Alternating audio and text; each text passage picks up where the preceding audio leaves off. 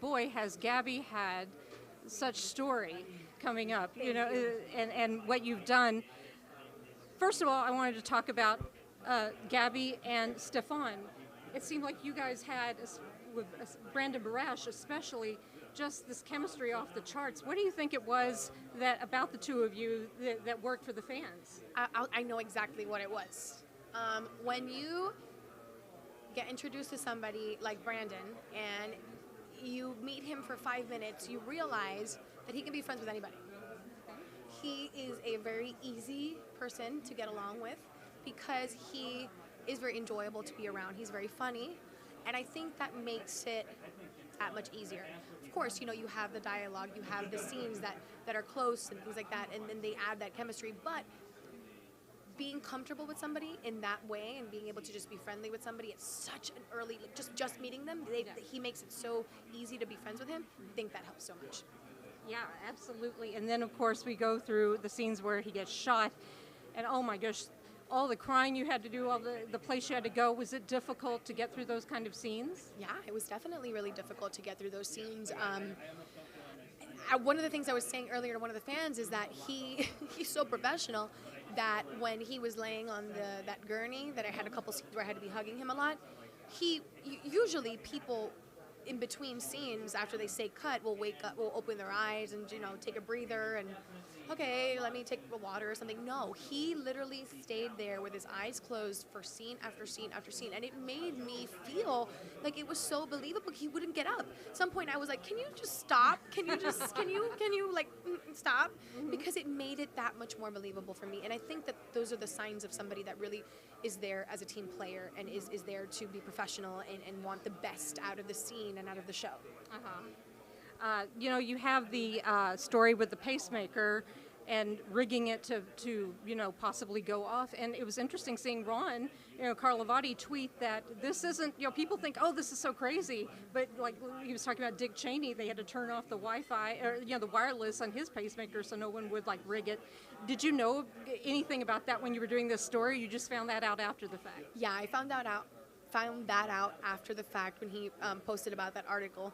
But it's not beyond me because I think there are so many circumstances on our show that could be to anybody crazy, that are super plausible and happen often. Situations where I sometimes think, oh my God, how could I get myself into this? And then 2 weeks later, I hear about a circumstance like that. It happens.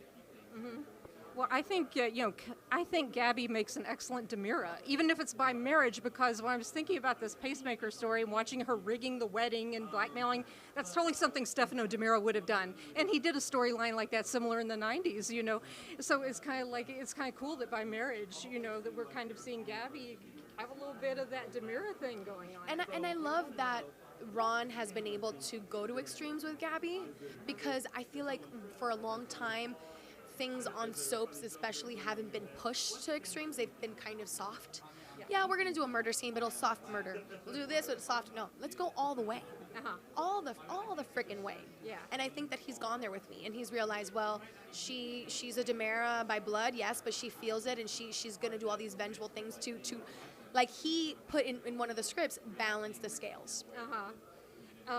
You also, speaking of Ron, you worked with him with One Life to Live, and we had Robin Strasser on the show. What was it like sort of revisiting? Were you getting like One Life to Live flashbacks working with her? Super funny, because I'm over here like all we need is A. Martinez and yeah, bring him back. And then we would have had the crew there. It would have been the three scenes the last scene that I shot for One Life to Live, where it was with Robin and A and myself. And it was amazing because I was able to go up to her and say, hey, remember me from One Life? And she did. And it was great, always working with people that have had such a long trajectory and have been on such huge iconic shows. You learn something, and I learned something always from these OGs. Well, what I love about Gabby too is that even if she'll do horrible things, you always know where she's coming from. I mean, the woman was accused of murder. She didn't commit. She can't have kids. Her husband gets, shot. The man that she had, that was really into her dies. So you understand why she does what she does. I think that's a marking of a good villain, in a way. Do you like playing Gabby? You like playing Gabby with that edge? Yeah, I think that the reason why it's been such a good transition for her into being a villain Because she has had so many things pile on her and be negative forces in her life that it's redeemable for her to go and want to be revengeful. It's redeemable. People understand why she wants to do these vengeful things because it comes from a place of being hurt and being unfairly hurt. And you know, and that's why I think that Gabby's such a great villain, because people see her and they understand kind of why she's doing these things. Some people even justify her actions, and that to me is a sign of a great villain, a villain with some vindication. Yeah, exactly.